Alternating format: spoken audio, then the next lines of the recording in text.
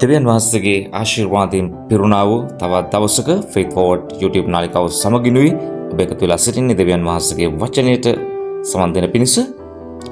අපි කතා කරමින් සිටියා අන් අය උසස් කළ මිනිසුන් යන තේමාව යටතේ බර්නබස්ගේ චරිතය අපි අධ්‍යයනය කරමින් සිටියා පසුගිය පණිවිඩ කීපය තුලම.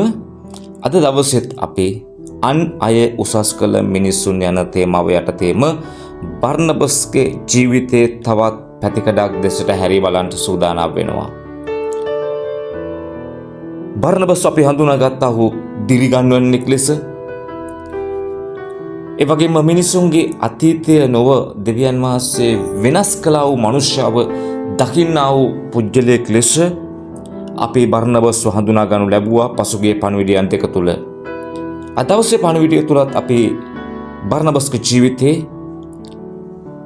අන් අයගේ දීමනාවන් වලට ඉඩ දීපු, අන් අයගේ දක්ෂතාවයට ඉඩ දීපු, අන් අයට බැබලෙන්න ඉඩ දීපු චරිතයක් ලෙස අපි බර්නබස්ව අද දවසේ හඳුනා ගන්නට යන ඔහුගේ චරිතය තුළ ක්‍රියාපොතේ 11 වෙනි පරිච්ඡේදයේ 25 වෙනි පදයේ සහ 26 වෙනි පදයේ දෙසටයි අද දවසේ අපගේ අවධානය අපි යොමු කරන්නට බලාපොරොත්තු වෙන්නේ.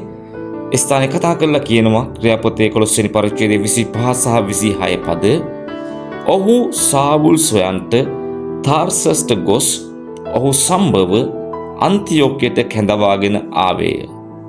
තවද ඔහු අවුරුද්දක් මුළුල්හිම සභාව සමග රැස්ව මහත් සමූහයකට ඉගැන්වුවෝය. මේ ස්ථානයේ කතාවට පසුබිම නම් ක්‍රියාපොතේ 8 වෙනි පරිච්ඡේදයේ මුල් සභාවට පීඩාවක් පැමිණ සභාව විසිරුණු ලැබුවා. මේ වෙලාවේ බර්නබස් අන්තියෝකියට ගොස් ඒ සභාව ආරම්භ කරනු ලැබුවා. ඔහු අන්තියෝකියේ සභාවේ පාලකවරයා ලෙස කටයුතු කරනු ලැබුවා. සාවුල් නැත්නම් අපි කතා කරන පාවුල් ඔහුගේ උපන් ගම් ප්‍රදේශයේ වන තාර්සස් වල පදිංචිව සිටියා. බර්නබස් අන්තියෝකියේ සභාවේ සේවය කරමින් සිටින වෙලාවේ තමයි ඔහු ගිහිල්ලා තාර්සස් වලට ගිහිල්ලා සාවුල්ව එහෙම නැත්නම් පාවුල්ව අන්තියෝකියේ සභාවට කැඳවාගෙන එන්නේ. සෙනෙවන්තේ බර්නබස්ට අන්තියෝකියේ සභාවේ තනියම සේවය කරන්න පුළුවන්කම තිබුණා. සෙනගහුට ආදරය කළා. උට හොඳ නමක් තිබුණා. නමුත් ඔහු දැක්කා මේ සේවයට මට වඩා සුදුසු කෙනෙක් ඉන්නවා. ඒ තමයි පාවුල්. තනියම සේවය කරන්න පුළුවන්කම තිබිද්දි, සෙනගගේ ආදරය දිනාගෙන තිබිද්දි, හොඳ නමක් ඔහුට තිබිද්දිත් ඔහු දැක්කා මේ සේවයට මට වඩා සුදුසු කෙනෙක් ඉන්න බව.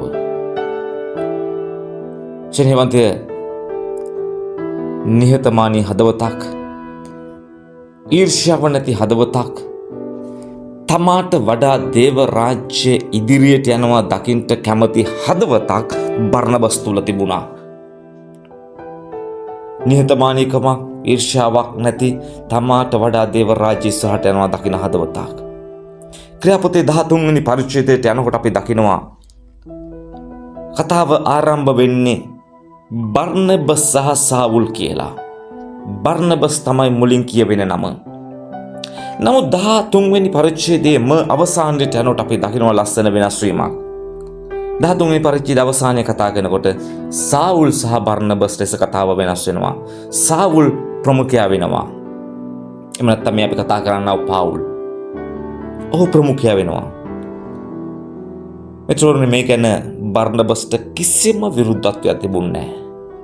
කිසිම විරෝධතාවයක් දැක්වේ නැහැ. මමයි මේ සාවුල්ව අරගෙන ආවේ, මමයි ගිහින් එක්කන් ආවේ, මමයි යාව ගොඩ නැගුවේ, මම තමයි යාගේ ප්‍රධානියා, මම තමයි යාගේ නායකයා. ඒ නිසා මමයි ප්‍රධානියා වෙන්න ඕනේ. එවැනි මානසිකත්වයක් ඔහුට තිබුණේ නැහැ. ඔහුකට කිසි විරුද්ධත්වයක් දැක්වේ නැහැ. ඔහු බොහොම සතුටින් පිටිපස්සට ගියා. ශ්‍රීමන්තය ඒක තමයි ශ්‍රේෂ්ඨකම. සැබෑ ශ්‍රේෂ්ඨත්වය කියන්නේ තමාව බබලව ගන්න එක නෙවෙයි. තමා තුලින් තව කෙනෙක්ට බබලන්න සලස්වන එකයි. බර්නබස් එක කරපු කෙනෙක්. යේසුස් වහන්සේත් තමුන්ගේ ගෝලයන්ව සූදානම් කරලා ලෝකෙට යවුවා සෙනෙහවන්තය. අද දවසේ අපිට තිබෙන අභියෝගය අපි කළ යුතු දේ නම් බර්නබස් කළා වගේ, යේසුස් වහන්සේ කළා වගේ තව කෙනෙකුගේ ජීවිතේ බබලෙන් ඉඩ හරින්න.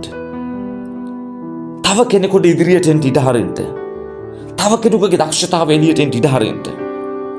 දෙවියන් වහන්සේ ඔබ ගොඩනගන ලැබුවේ සෙනෙහවන්තය ඔබ තුලින් තව කෙනෙක් ගොඩනගන පිණිස. දෙවියන් වහන්සේ ඔබ ගොඩනගනු ලැබුවේ ඔබ තුලින් තව කෙනෙකු ගොඩනගන පිණිස. සෙනෙහවන්තය බර්නබස් කෙනෙක් වෙන්න අද දවසේ මගේ පණිවිඩයයි. අපි යාඥා කරමු. බලවන්ත පියාණනේ යාඥා කරනවා මේ පණිවිඩයට සවන් දෙන ඔබගේ සෙනග ගැන. බර්නබස් මෙන් නිහතමානී ඊර්ෂ්‍යාවක් නැති තමාට වඩා දේව රාජ්‍ය ඉදිරියට යනවා දකින්න කැමති හදවත ස්වාමීන් අපිට දෙන්න කියලා යාඥා කරනවා. අන් අයගේ දීමනාවන්, අන් අයගේ දක්ෂතාවයන්, අන් අයගේ හැකියාවන් ඉදිරියට එනවා බලාගෙන ඉන්න පුළුවන් හදවතක්, ඒකට සතුටු වෙන්න පුළුවන් හදවතක් දෙන්න කියලා යාඥා කරනවා. ජේසුස් වහන්සේගේ බලවත් වූ නාමයෙන්. ආමෙන්. දෙවියන් වහන්සේ ඔබට ආශිර්වාද කරන සේක්වා. අපි ඊළඟ පණිවිඩය තුලත් අන් අයව උසස් කළ මිනිසුන් යන තේමාව යටතේම අපි කතා කරන්න බලාපොරොත්තු වෙනවා. රැඳී සිටින්න ෆේත් ෆෝවර්ඩ් YouTube නාලිකාව සමගින් දෙවියන් වහන්සේ ඔබට ආශිර්වාද කරන සේක්වා.